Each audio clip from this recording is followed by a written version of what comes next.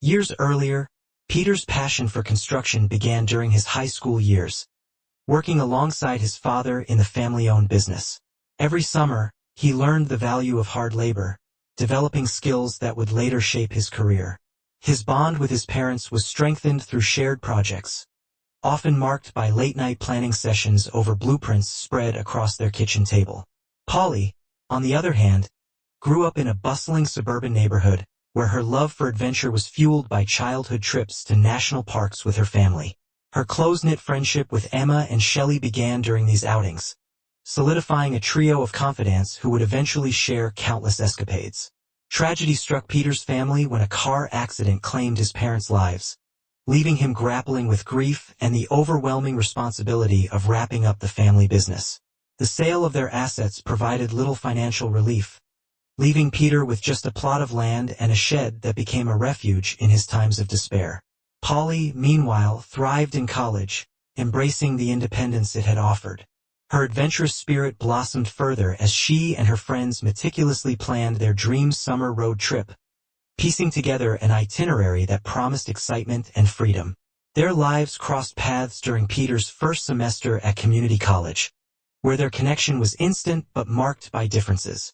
Peter's practicality contrasted with Polly's spontaneous nature, yet they found common ground in their shared determination to pursue personal goals despite their contrasting personalities. Their relationship deepened with Peter appreciating Polly's zest for life, while she admired his steady, reliable character. Yet, as their engagement progressed, their differences sometimes led to misunderstandings, foreshadowing challenges ahead. Peter was taken aback as Polly, his fiancée, finished her thought. A surge of anger bubbled inside him.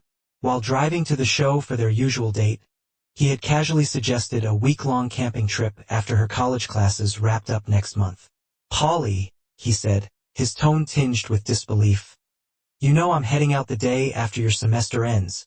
Shelley, Emma, and I are practically packed for our summer trip out west. This has been in the works for ages." Peter's frustration boiled over. "Polly, I can't believe you're still planning on going when we got engaged. I thought we had an understanding you wouldn't go. What changed?" Polly crossed her arms. "Peter, I never agreed to that. You know this trip has been planned since we started college. We've scrimped and saved for it, even fudged expenses to get extra cash from our parents. How could you expect me to give up something we've worked so hard for?" Peter's temper flared. "I know how your friends behave on trips like this. They mooch off others, and it's not always in ways I'd call respectable. I don't want you spending the entire summer with them, let alone 24/7. Polly shot back, her eyes blazing. "Don't you dare insult my friends. They're my closest friends, and I won't tolerate you talking about them like that. You've known about this trip since we started dating. How is it any different from the time you spend on your reserve duties?" Peter's jaw tightened.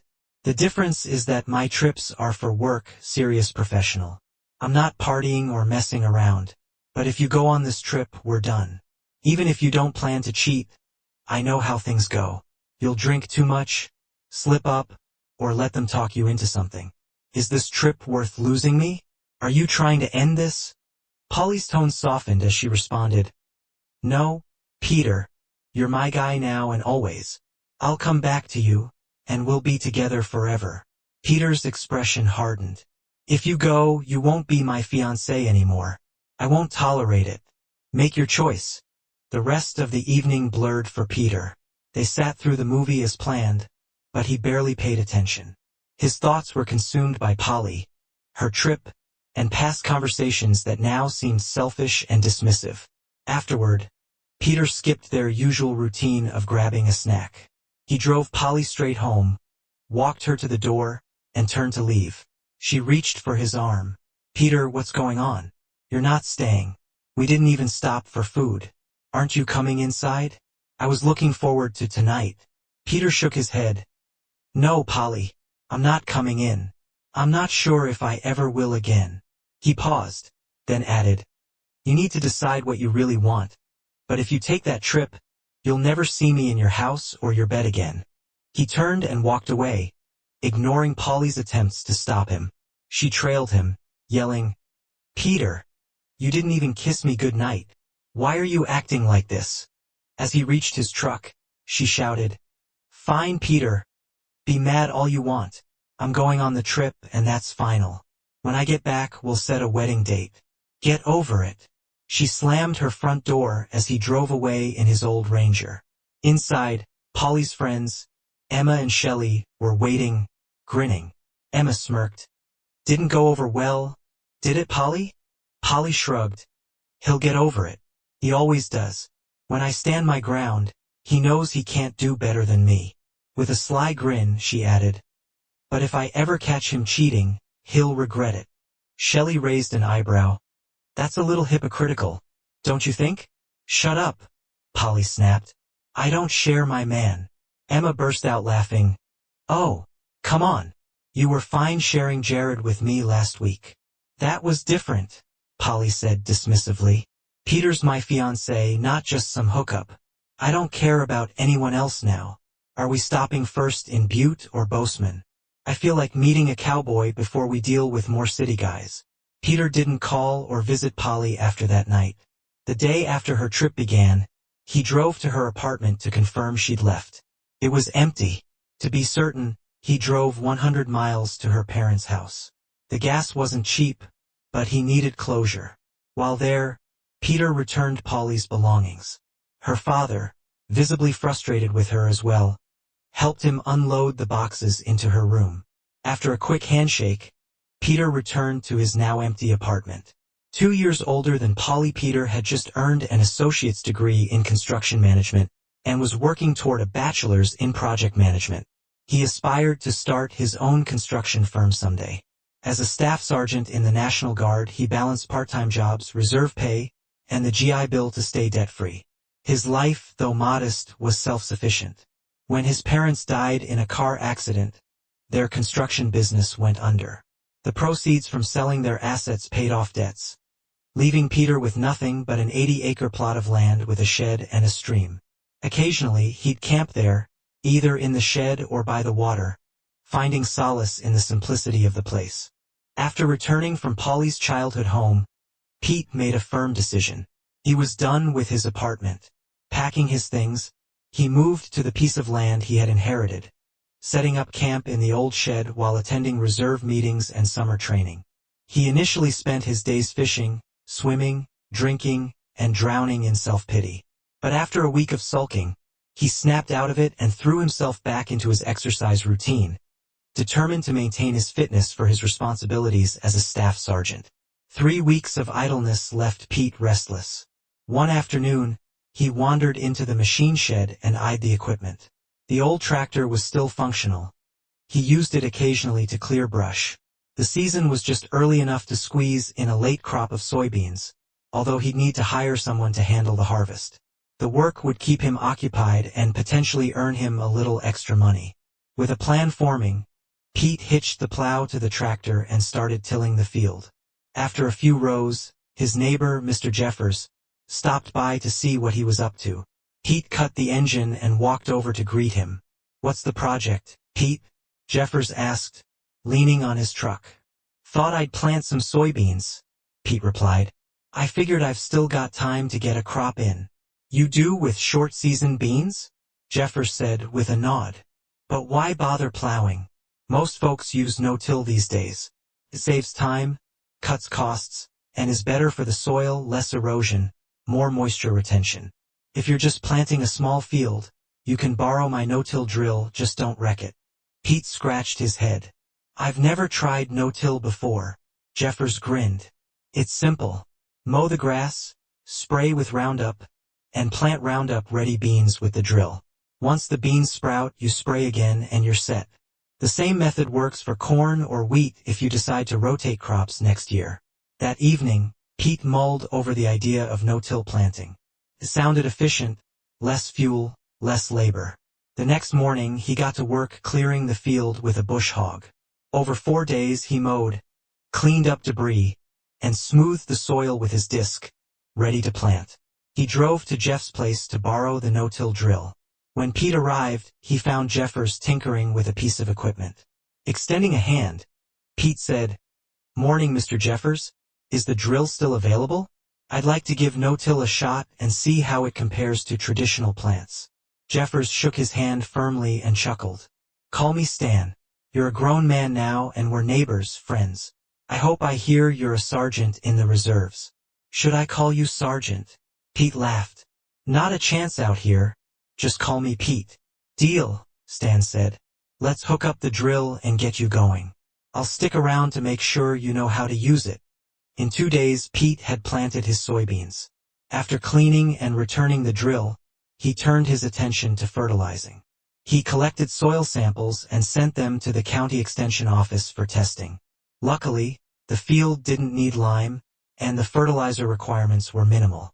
Pete purchased what he needed from the co-op and used their spreader to apply it, preparing the ground for his crop to grow. 2 weeks of hard work left Pete feeling accomplished. Sitting outside the cave he now called home, he relaxed, listening to the soothing rush of the nearby stream and the distant hum of farm machinery. Yet, as he enjoyed the peaceful evening, his thoughts drifted back to Polly. What was she doing on her trip? Were his suspicions about her justified? The uncertainty gnawed at him. He couldn't shake the doubts that had festered for months. Memories of Polly flirting and dancing with other men surfaced, times when her actions seemed too casual, too familiar. During deployments, friends had mentioned seeing her out with other men, looking and acting like she was on dates. One even sent him a blurry photo. Polly had denied everything, offering explanations that Pete reluctantly accepted, though the seeds of mistrust remained. With a 6-pack of beer by his side, Pete confronted the truth. He didn't trust Polly anymore. In fact, he wasn't even sure he loved her. Her decision to prioritize the trip and her dismissive attitude hurt, but not as deeply as he thought it should have if his feelings were genuine.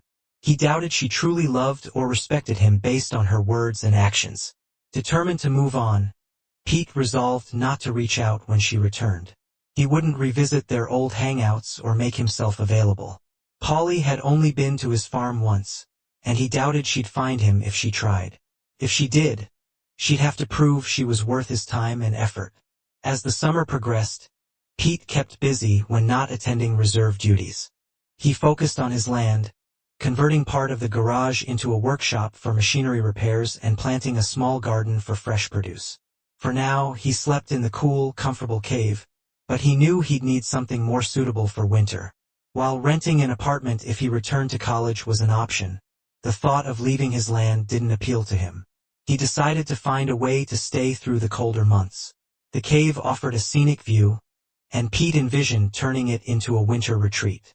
Using old concrete blocks and stones, he planned to construct a sturdy wall across the entrance. He had already run electrical lines to the cave years ago, so utilities wouldn't be an issue. Measuring about 30 by 15 feet, the space was manageable, and leveling the floor with concrete would make it more comfortable. With a clear plan in mind, Pete got to work, ready to embrace his new life. At sunrise, Pete headed into town to gather supplies for his new project. He placed orders for sand, gravel, and cement to mix concrete and mortar, along with a steel door, triple-pane windows, lumber, and roofing materials for a porch. By noon, he was ready to dive into transforming the old bluff into a home. Though he chuckled at the thought of calling it a cave, it was really more of a rocky overhang than anything else. Pete's plan was straightforward. Enclose the front and back with sturdy walls, leaving a steel door for storage access. The materials were delivered the following day, and he wasted no time getting started. Using a drill, he set rebar into the rock, leveled the uneven ground, and poured concrete for both the walls and the porch. Once the initial layers dried, he filled the porch base with gravel before adding the final concrete slab. With the help of his trusty tractor, the work took just over a week. One afternoon, as Pete was smoothing the porch floor, he noticed someone cutting hay in a nearby field with surprising speed. When the tractor rolled to a stop near the stream, he was surprised to see a woman step down and splash into the water to cool off. Curious, Pete watched for a moment before returning to his work. Not long after, she approached him. "Hi there. I'm Fiona Morgan," she said with a friendly smile. "What are you doing with the old bluff?" Pete returned her smile. "I'm turning it into my home, just wrapping up the porch." No offense, but I need to keep at it before the concrete sets wrong. Fair enough, Fiona said with a grin. I used to play here when I was a kid. Mind if I take a look around? Feel free, Pete replied. I'll join you at the creek later, fully dressed this time, he added, laughing. Since you're here, Fiona. She laughed too, glad to hear it. Otherwise, I might have to put my army combat training to use. Intrigued, Pete asked, Army, huh? What you do? Retired staff sergeant, she said. I was a medic until I got injured on a mission. Now I'm helping out on my parents' farm and thinking about getting certified as an EMT. Pete nodded, sharing his own story. I'm a staff sergeant in the reserves. Done 2 deployments. This land belonged to my grandpa, and I inherited it after my parents passed in a car accident. Their debts ate up everything else. I've been fixing it up little by little. This place suits me, and I might just stay here for good. Fiona tilted her head. So it's just you on the land? No plans to settle down? Pete chuckled. I was engaged, but my fiancée preferred partying over commitment. She's out west now, having the time of her life. Sure, I'd like to meet someone, but I'm not in any rush. If it happens, it happens. The two continued chatting until Fiona sighed, mentioning that chores were calling her back home. Before leaving, she asked, Mind if I swing by the creek once in a while to cool off? Pete grinned. Not at all. Just make some noise when you come. I like to swim without, much on. Fiona laughed. I might sneak up on you then. Could be fun to catch you off guard. She added with a playful smile. See you later, Pete. A couple of days later, Fiona returned, raking hay into neat windrows. When she finished, she parked by the creek, stripped down to a swimsuit, and waded into the water. Pete, working on the front wall of his bluff home, watched her now and then. When his task was done, he grabbed a pool noodle and joined her in the stream. Mind if I join? He asked. Not at all, she replied, flashing a smile. They chatted briefly before Pete excused himself to return to his project, inviting Fiona up for a beer when she was done. This soon became their routine. Fiona would finish her work, take a swim, and share a drink with Pete while catching up on his progress. Within a few weeks, Pete's new home had taken shape. He built a 2-level interior with a small kitchen, a cozy sitting area, a bathroom, and a wood stove for warmth. Remarkably, he managed to complete it for just $33,700. As hay season ended, Fiona's visits became less frequent, but she still stopped by the creek twice a week. Pete found himself looking forward to her visits, disappointed when she didn't show one evening. Floating lazily in the stream, he gathered the courage to ask her out. Fiona raised an eyebrow, surprised. You're joking, right? She asked. Not at all, Pete replied, hiding his nerves. But if you're not interested, that's fine. I just thought it'd be nice. Seeing his sincerity, Fiona softened. I didn't mean to upset you. I just wasn't expecting that. You've always treated me like one of the guys, and well, I'm not exactly the same person I was before. I've got scars, a limp, and I haven't been on a date since I got hurt. Pete smiled warmly. None of that matters to me. I like you for who you are. If anyone doesn't see how amazing you are, they don't deserve a chance. Fiona's face brightened at his words. She wasn't in love with Pete yet, but for the first time in years, she felt like she could be. As winter approached, Pete and Fiona continued spending time together. She loved how snug and welcoming his bluff home was, and every visit brought them closer. One spring afternoon, they sat on the porch watching a thunderstorm roll in. As the winds picked up and the sky darkened, a deafening roar filled the air. The porch roof began to shake, and Pete jumped to his feet, grabbing Fiona's arm. Tornado, he shouted. We've got to get inside. Pulling her to safety, Pete led Fiona to the back of the home, into a small reinforced storage room. They shut the door and huddled together on the floor. The storm's roar grew louder, glass shattered somewhere in the house, and then everything went eerily quiet. Pete waited 10 minutes before cautiously opening the storage room door. He motioned for Fiona to follow him into the main living area. The storm's fury was evident. One of the front windows was shattered, and part of the porch roof had been blown inside. Rain and debris littered the floor, and his bed was damp, but not completely soaked. Outside, the porch roof was gone, torn away by the violent winds. Stepping into the drizzle, Pete surveyed the damage. His machine shed was reduced to rubble, its roof collapsed onto the equipment inside. Around the property, once beautiful trees were split, twisted, or completely uprooted. Fiona came up beside him, slipping an arm around his waist and resting her head on his shoulder. "Oh, Pete, I'm so sorry," she murmured. "Let's check out the damage together." They headed toward what was left of the shed. As they rounded the bluff near Pete's home, they spotted their trucks. Both had sustained damage from flying debris. Fiona's windshield was cracked and starred clearly, struck by something heavy. While both vehicles seemed functional, her truck was no longer roadworthy with the broken windshield. At the shed, the scene was chaotic. Pete's larger machinery was crumpled under the collapsed roof, and smaller tools and equipment were scattered across the yard. It was clear he'd need to clear the wreckage before assessing what could be salvaged. The storm hadn't been the strongest tornado, but it was enough to wreak havoc. The shed wasn't entirely gone. Some metal siding and roofing remained intact, but most of the structure had folded under the storm's pressure.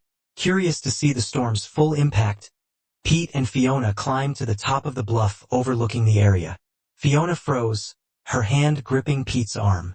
"Oh no, Pete," she gasped. "The storm hit our farm too. Look at the house and barns. They're a mess. I need to check on Mom and Dad." Without waiting, Fiona took off toward her truck, moving as fast as her injured leg would allow. Pete hurried after her, catching her arm. "Hold on, Fiona," he said firmly. "You can't drive with that windshield. Let's grab some tools and take my truck."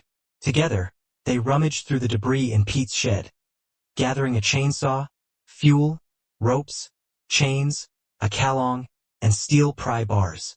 With their gear loaded, Pete drove them toward Fiona's farm, navigating roads blocked by fallen trees. Twice they had to stop to cut through the debris, delaying their progress. What should have been a short drive stretched into 45 to 50 minutes. When they arrived, Fiona's fears were confirmed. The house and outbuildings were in shambles, much like Pete's shed, mostly collapsed rather than swept away. Fiona ran frantically, calling for her parents, her voice rising with panic. Pete followed, scanning the wreckage, and finally, they heard faint shouting from beneath what was left of the house. Pete reversed his truck close to the sound, and they began clearing the debris. A large tree lay across one corner of the house, partially blocking a damaged cellar door. After cutting away the tree, Pete uncovered the cellar door, which was wedged against a staircase leading to the basement. Fiona wasted no time, rushing down and shouting for her parents. Pete followed with a flashlight, and at the bottom of the stairs, Fiona embraced her parents tightly. Pete stood nearby, offering silent support as the family reunited. When Fiona's father, Seth, emerged from the basement, he stopped in shock, surveying the destruction. Fiona and her mother flanked him, holding him close as they processed the scene. Pete joined them, his voice calm but resolute. "Folks, it's getting dark, and the rain's picking up again. Why don't you come back to my place for the night? We can regroup in the morning and figure out our next steps. My place isn't fancy, but it's dry, warm, and secure. I'll patch the broken window and get a fire going." They agreed, and that evening, the four of them found shelter at Pete's home. Fiona and her mother prepared a simple meal on the wood stove while everyone discussed how to move forward. Pete insisted they stay with him until they had a better plan. The next day they divided tasks. Seth and Fiona returned to their farm to salvage what they could, while Pete went to town to gather supplies. He purchased a replacement window and materials to rebuild his porch roof, filing an insurance claim for his losses. The adjuster promised to visit Pete's property and Fiona's farm within a day or two. For now, Pete was allowed to replace the broken window to prevent further damage, but was advised to hold off on major repairs back home. Pete spent the morning installing the new window.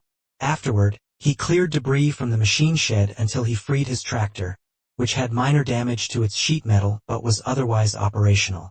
He was grateful he'd taken out an insurance policy that covered his equipment, as well as his home and shed. By evening, Fiona and her father returned to Pete's place with essentials: a mattress, bedding, clothing, and preserved food. They'd also salvaged a generator to keep their deep freeze running. Pete brought out his own generator to power his appliances, and until electricity was restored, which, according to news reports, could take another day or two. As they settled in for the night, Pete looked around at the makeshift household. Despite the chaos, he felt a sense of resilience and determination. Together, they would weather the storm and rebuild what had been lost. The following 10 days were a whirlwind for Pete. The insurance adjuster arrived promptly, and Pete was awarded $100,000 to rebuild his machine shed and 2 smaller outbuildings. He also received $115,000 to compensate for the damage to his machinery and $7,500 for repairs to his modest home. Since much of the settlement included labor costs, Pete knew he could save a significant portion by doing most of the work himself. With this financial boost, Pete decided to expand his home. He planned to incorporate the existing 12 by 30-foot porch into the main structure and build a new wraparound porch on 3 sides of the house.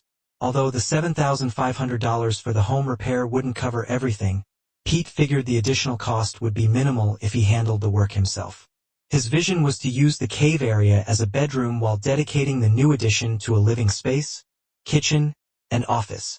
He also planned to construct a larger bathroom accessible from both the bedroom and the addition. Eager to begin, Pete spent 2 days digging footings for the new porch, using salvaged materials from the storm-damaged buildings. He built the formwork and had the concrete poured before receiving his insurance payout. Once the funds arrived, Pete was ready to begin construction in earnest. He explained his plans to Fiona and her family, who fully supported his vision. Pete decided to use concrete for the new walls, planning to veneer them with stone. Though it required a larger investment up front, he believed it was worth it. Concrete would provide better insulation and protection from future storms. By purchasing ready-mix concrete and handling the labor himself, Pete estimated he could complete the walls for around $2,500. With his military experience working with concrete, he felt confident in managing the project, despite needing to rent some equipment. Within days, the concrete walls were poured and curing. Pete was preparing to remove the forms and begin roofing the addition when his plans took an unexpected turn. His reserve unit called with orders. Pete was being deployed to Afghanistan for a year. While the additional income was welcome, he hated leaving the farm in its unfinished state. That evening, Pete broke the news to Fiona and her parents. Fiona's immediate response was a sharp, "Oh crap," followed by a tight hug. Pete reassured them that they were welcome to stay in his home as long as needed while rebuilding their own. Their new house, a steel structure on a concrete pad, was still in the early stages, as they waited for the construction company to begin work. In the meantime, they kept busy with farm tasks and repairing their outbuildings. The night before Pete's departure, something unexpected happened. He woke to find Fiona slipping into his bed. Before he could say a word, she kissed him passionately and pulled him close. Pete hesitated, whispering, "Fiona, we can't do this. Your parents are right here. They'll hear us."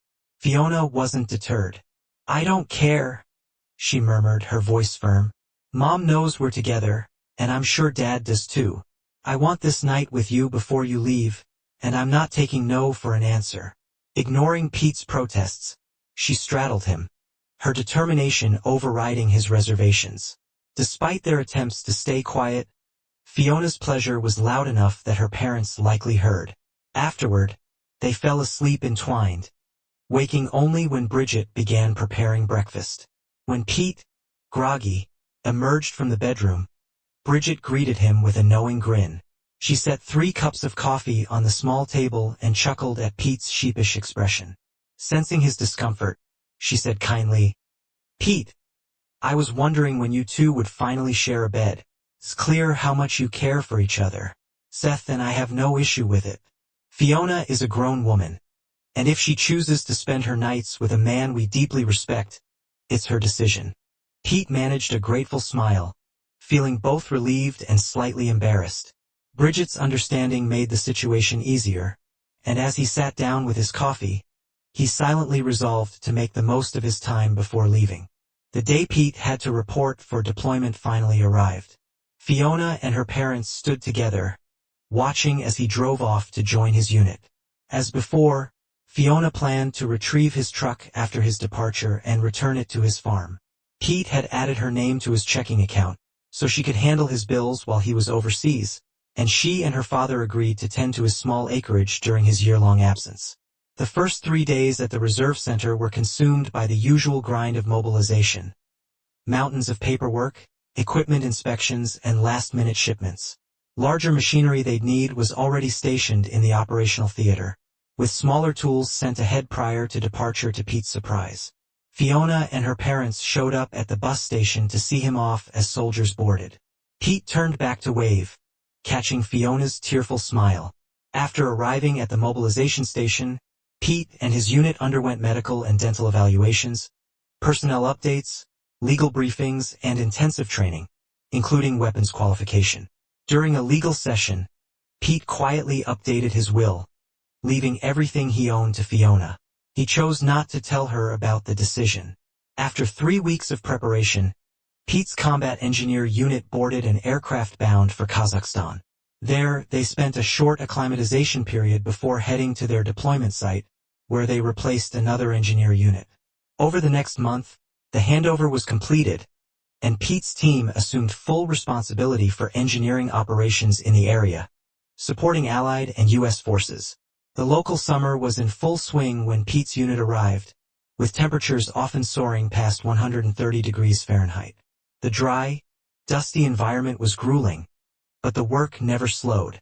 Days bled into nights as the unit cleared routes, constructed schools and roads, and fortified bases. They faced shot fire, verbal maltreatment from hostile locals, and relentless workloads. Pete both loved and loathed the intensity. Despite the chaos, he often called home to talk to Fiona. Their conversations grew increasingly personal, and the word love began to surface. Pete found himself thinking about her more and more, questioning whether his feelings were romantic, platonic, or simply physical.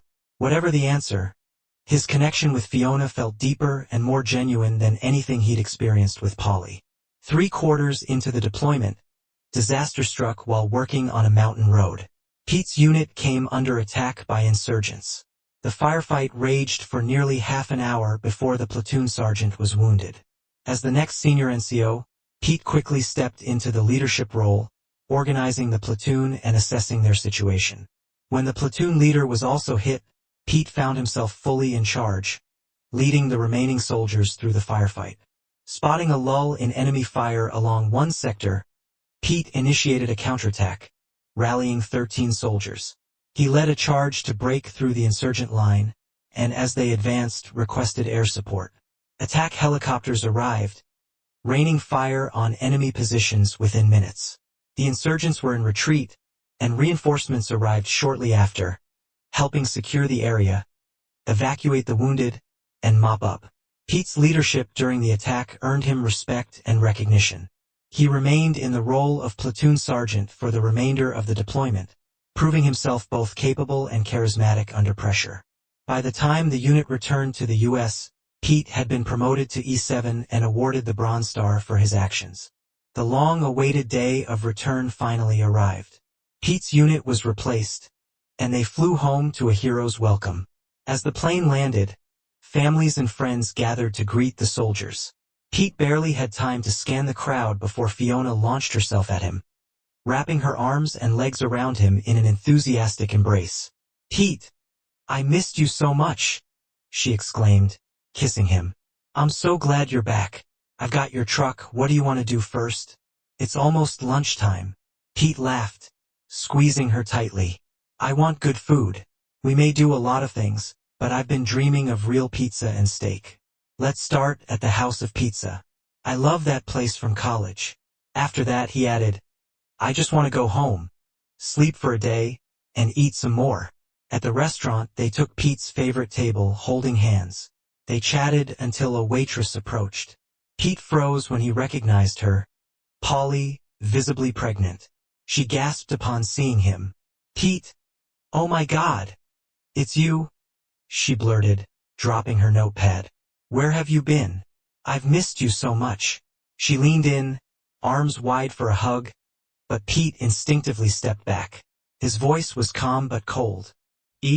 "Olia, I see you've moved on? Or is that from partying with those friends of yours?" Polly's face crumpled, and she fled into the kitchen, leaving Pete and Fiona stunned. A different waitress appeared shortly after, her attitude curt. Pete hesitated, uneasy about the situation. Turning to Fiona, he said, "Maybe we should go. I've lost my appetite after that." Fiona nodded without argument. Rising, she leaned in to kiss him softly. "I'll meet you outside in a minute. I need to use the restroom first." The waitress threw a cold glare at Fiona before stomping back into the kitchen. Pete waited by the door, but loud voices soon erupted from the hallway leading to the restrooms. Alarmed, he stepped closer and saw Fiona and Polly face to face, both visibly upset. Before Pete could intervene, he heard Polly's venomous sneer. "I don't know what you think you're doing with my fiancé, you pathetic little worm. I know his unit was deployed, but now that he's back, he's mine. So step aside, sweetheart." Fiona laughed coldly. "Your fiancé? Honey, Pete wouldn't take you back if you were the last woman on earth. You threw away your chance when you ditched him to run off with your trashy friends. You really thought he'd forgive you after that?" Her eyes dropped to Polly's pregnant belly. "What's this? Trying to trap him into playing daddy for your kid? Or is this just one of your souvenirs from your adventures?" She paused, then added, "Face it, you're done here. Now, get back to the kitchen and earn your paycheck, or better yet, go find another sucker to fool." Petesmine. Fiona's voice turned steely. "And just so we're clear, I'm a retired army sergeant. I've dealt with worse than you. Don't make me regret being polite." Without another glance, Fiona turned and walked toward Pete. Her cheeks slightly flushed but her demeanor calm. Sliding her arm through his, she smiled up at him. "Sorry about that, Pete. I hope I didn't overstep." But she had it coming. "Let's get out of here. I've lost my appetite. Can we go home now?" On the drive back, Fiona grew uncharacteristically fidgety, glancing out the window and bouncing slightly in her seat. To Pete, she seemed equal parts excited and anxious. Just before they reached his property, he finally asked, "What's going on? You've been acting weird since we left town." Fiona hesitated. "Okay, don't be mad. But while you were gone, I might have spent more of your money than you expected. Dad and Mom thought it was a good idea, and well, I kinda went all in. I hope you're not upset." Pete frowned, unsure of what she meant, as he pulled into the driveway. He stopped the truck abruptly. His house stood before him, fully finished. The roof was complete. A wraparound porch hugged 3 sides of the home, and the exterior was beautifully veneered with stone. Flower beds and shrubs adorned a newly landscaped yard. His machine shed had been rebuilt, slightly larger than before, and everything looked pristine. He sat in stunned silence, staring at the transformation. His stomach twisted as he considered the cost. "Fiona," he said finally, his voice tight, "it looks like you spent all of my insurance money, and maybe even some of my army pay. You knew I planned to do the work myself to save on labor. I didn't want to blow through everything." Before he could continue, Fiona interrupted. "Pete, no, I didn't spend all your money. We did exactly what you said you wanted for the house and shed, but we didn't pay for any labor. My parents and I did all the work ourselves with help from neighbors and friends. Everyone pitched in to support our local hero. Please, just come see for yourself before you get upset." She grabbed his hand and led him out of the truck, practically pulling him toward the house. At the front door, she gestured for him to enter. The addition built on the old porch's foundation led to his desk. She handed him a bank book and turned on the computer. Once it booted up, she opened his financial software and showed him a detailed breakdown of every expense. Pete's jaw dropped as he scrolled through the numbers. His accounts were still in excellent shape. Fiona had only spent about half of what he'd estimated for the materials alone. "How did you manage this?" he asked, incredulous. "You spent less than I thought possible for all of this." Fiona beamed. "Well, I made a few deals. When we explained you were deployed in Afghanistan and rebuilding after the tornado, a lot of suppliers gave us steep discounts. Some even donated materials. We told them the labor was being done by volunteers to honor your service. And they really went above and beyond for you." Taking his hand, she added, "Come on. I want to show you the machine shed in the shop. You'll love it. And after that, we're heading to Mom and Dad's for supper. They've been waiting to see you." Pete followed Fiona as she guided him through the yard and into the machine shed, still trying to process everything he was seeing. The space was exactly as he'd envisioned in his plans, perhaps even better. Compressed air lines had been installed at key points throughout the shed, and a maintenance pit had been built into the floor, complete with a sturdy cover for safety when not in use. As they stepped outside, Fiona pointed out where the tornado-damaged trees had been cleared, replaced by a new shed tucked behind the house to store firewood, safely out of the weather. Pete's disbelief deepened as she explained the work that had gone into restoring and improving the property. Back inside the house, Fiona led Pete to the bedroom carved from the old cave. She closed the door softly behind them, her expression shifting as she stepped closer. Wrapping her arms around his neck, she pulled him into a kiss that started tenderly, but quickly grew more fervent. Her hands roamed as she pressed herself against him, her soft moan igniting something deep within. Pete responded in kind, their clothes discarded in a trail leading to the bed. The passion between them was raw and consuming as they came together. Pete lost himself in the moment, the weight of his emotions finally releasing when it was over. He kissed Fiona gently before pulling her close, her head resting against his shoulder and her leg draped over him. "I missed you more than I can say," Fiona whispered. "I love you, Pete." He tilted his head to kiss her forehead. "I love you too, Fiona. After everything I've felt with you, I realize I never truly loved Polly. I didn't even understand what love was until you. Whether we're working, sitting together, or making love, it's all better with you. Everything is better because of you." After a brief nap, Pete carefully slipped out of bed so as not to wake Fiona. He wandered to the kitchen and grabbed a cold dose of beer from the fridge. Stepping onto the porch, he sank into one of the new chairs and stared out across the stream, taking in the familiar sights and sounds of home. The low calls of cattle mingled with the distant bark of a dog, and the faint hum of a neighbor's tractor. The gentle trickle of the stream beside the house completed the serene backdrop. Pete was so relaxed that he didn't notice Fiona had joined him until she stepped onto the porch. She was as bare as he was, her eyes glowing and a soft smile lighting up her face. Pete couldn't look away from her. "You're stunning," Pete murmured, his voice full of quiet reverence. "I love you so much." Fiona's eyes filled with tears. "No, I'm not," she said softly. "I have so many scars now, but I love you for saying that." Pete reached out and pulled her close. "You are beautiful, Fiona. Every scar is a mark of your strength and dedication. They don't detract from you. They add to you. You're perfect to me and I wouldn't change a thing. Now sit here with me for a bit. I just want to enjoy this piece until I finish my beer. Then we'll head over to your parents' place." On the drive to Fiona's family farm, Pete took in the surrounding area, reconnecting with the land he'd missed. The tornado's aftermath was still visible. Downed trees lay in tangled piles, some rotting while others had been trimmed back to encourage new growth. The destruction hurt to see, a painful reminder of nature's raw power. Arriving at the Morgan property, Pete noticed the progress they had made, though signs of the storm lingered. The barns and house had been rebuilt, and the remaining trees showed signs of recovery. Still, Pete felt a pang of sadness at the sight of the new house. A simple metal structure with a small porch, so different from the charming two-story home the tornado had destroyed. Seth greeted Pete with a firm handshake and a grin, while Bridget pulled him into a warm hug. "Welcome home, Sergeant Seth," she said, her tone light. "We're all glad you're back safe. Maybe now, These women of mine can stop worrying so much and actually get a decent night's sleep after a hearty meal. The four of them sat outside as the evening settled in, chatting and laughing under the stars.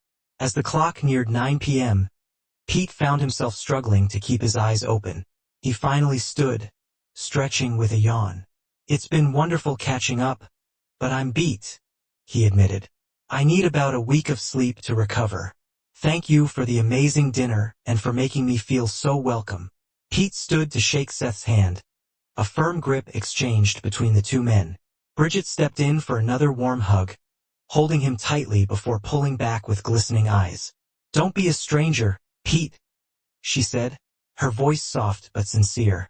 To Pete's surprise, she gave him a quick kiss on the cheek before stepping away with a smile. Pete returned the smile and began walking to his truck. Fiona hugged her parents goodbye and hurried after him, slipping her arm around his and leaning her head on his shoulder. When they reached the truck, Pete opened the door for her, only to be surprised when she climbed in without hesitation. He blinked, puzzled. "Fiona, what are you doing?" Her expression was a mix of nerves and determination. "Pete, I'm coming with you," she said. "If you don't want me to, I'll understand, but I want to be with you. I told Mom and Dad already. This is what I want."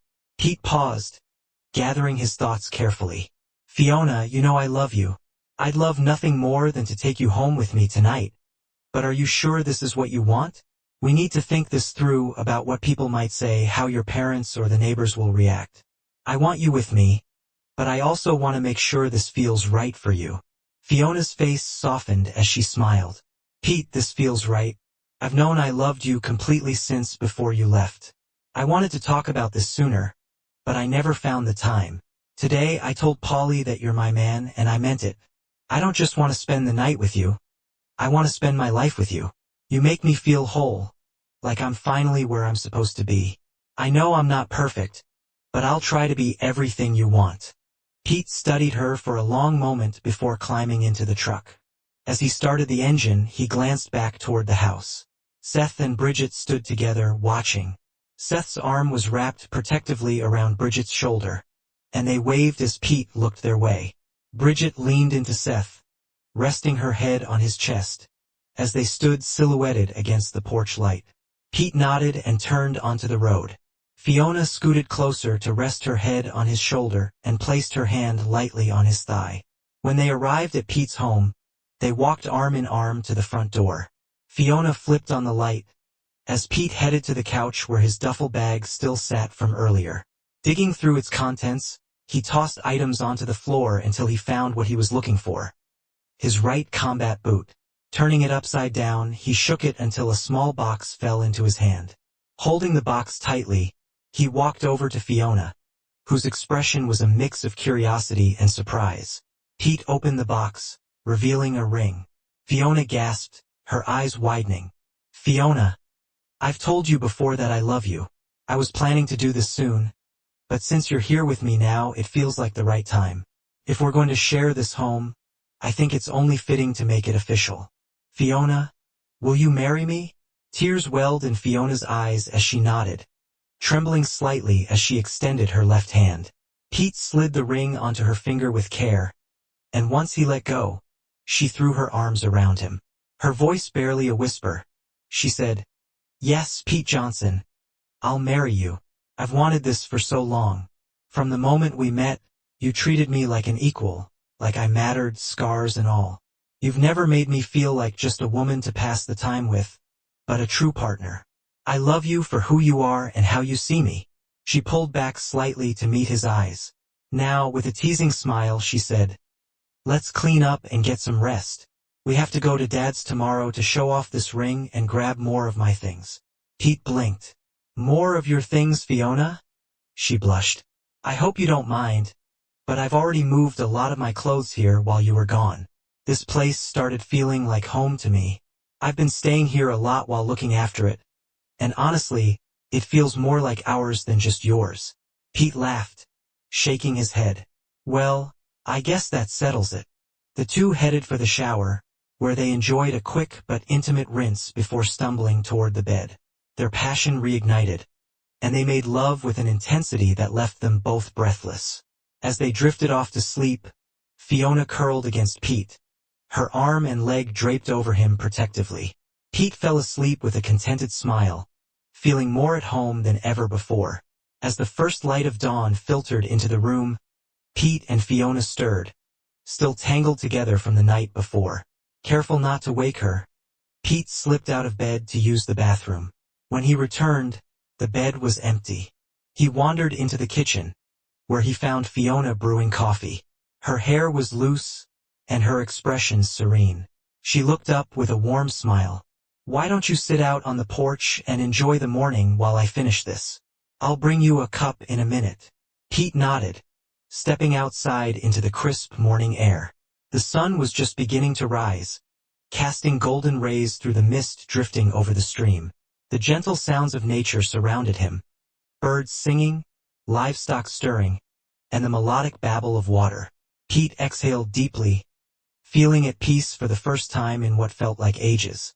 Fiona soon joined him, carrying 2 steaming mugs. She handed him one and sat down, just as comfortably unclothed as he was. Pulling her chair closer to the edge of the porch, she gave him a playful look. "So, you see anything you like, soldier?" Pete smirked. "Definitely. The view of the stream and your dad's hayfield is something I've really missed." Fiona gasped in mock outrage before breaking into a grin. "You idiot. Maybe I should go inside and put some clothes on. See how you like that?" Pete chuckled, giving her a mock serious look. "Oh, no need for that.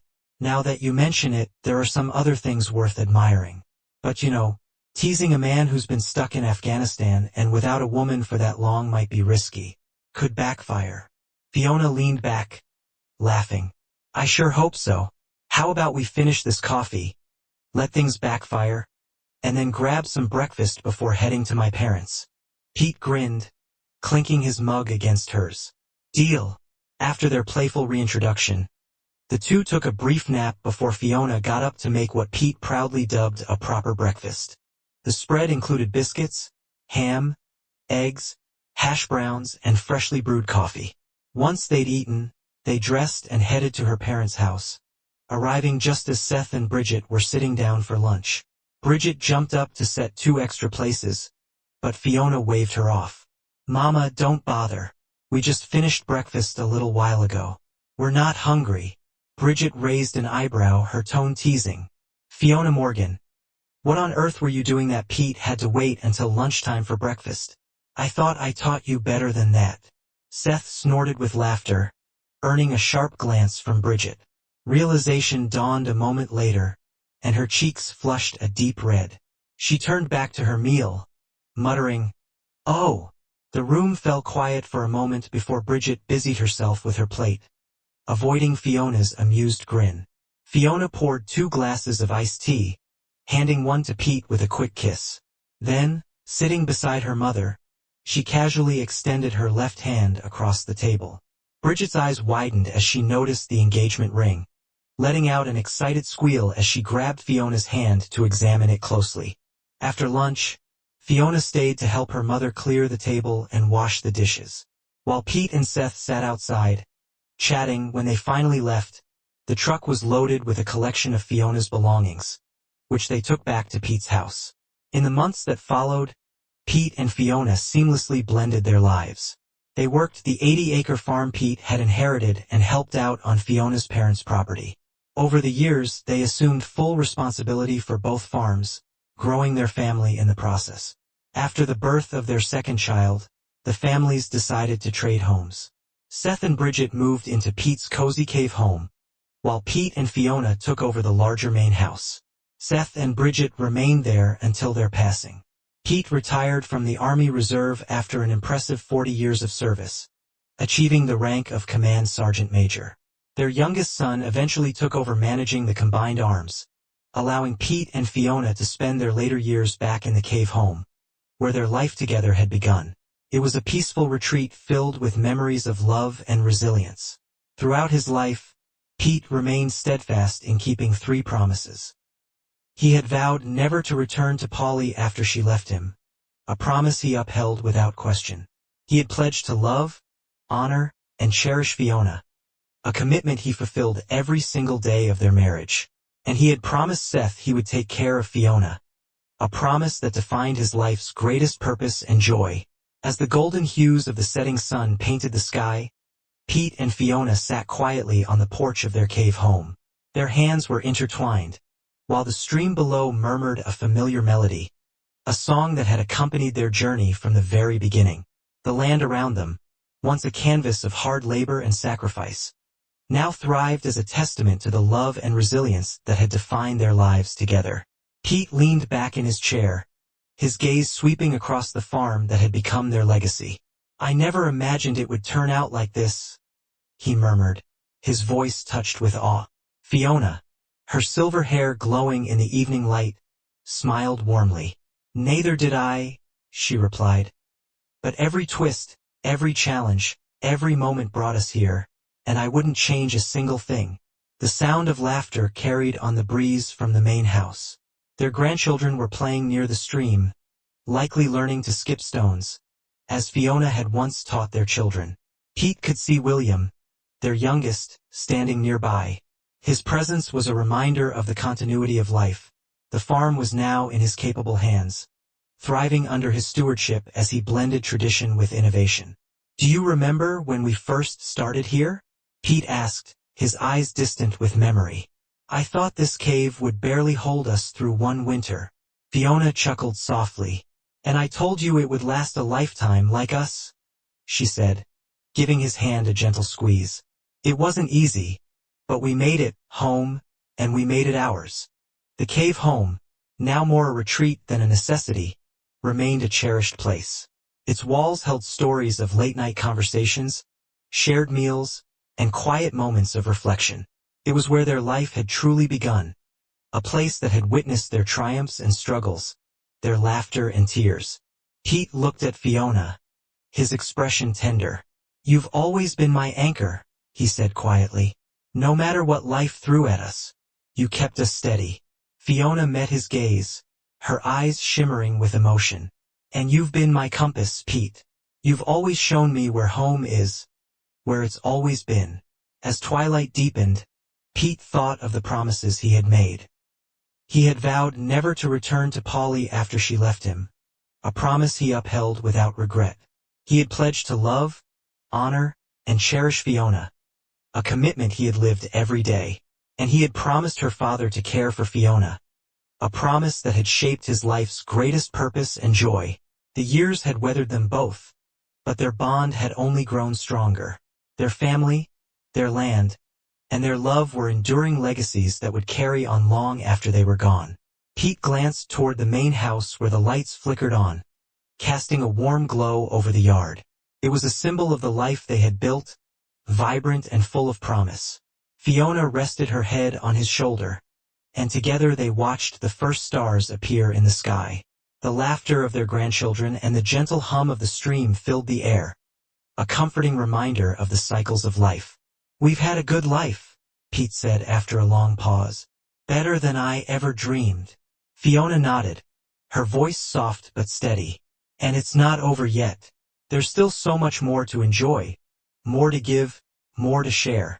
Pete smiled, kissing her hand gently. "As long as I have you, Fiona, every day is a blessing." And so they remained on the porch as night fell, the land around them alive with the memories of a life well lived.